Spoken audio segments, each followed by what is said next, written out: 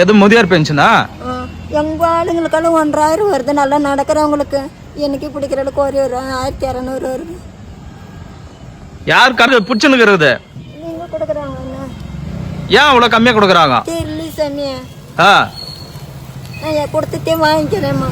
ஆ எல்லாருக்கும் நடக்கிறவங்க நல்லா நடக்கிறவங்களுக்கு ஒரு எனக்கு பிடிக்கிறதுக்கு 1200 வருது சாமி.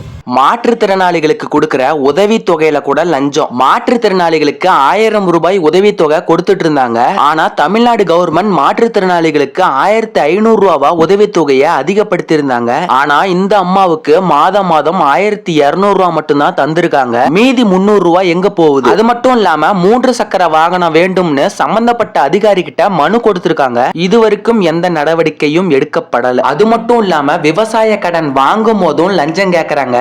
விஏஓ சைன் போடுறதுக்கும் லஞ்சம் கேக்குறாங்க. இப்படி அவங்களோட வேலையை அவங்க செய்யறதுக்கு நம்ம கிட்ட லஞ்சம் கேக்குறாங்க. ஆல்ரெடி நம்ம வரி பணத்துல தான் அரசு அதிகாரிகளுக்கு சம்பளமே போகுது. இதுல லஞ்சம் வேற.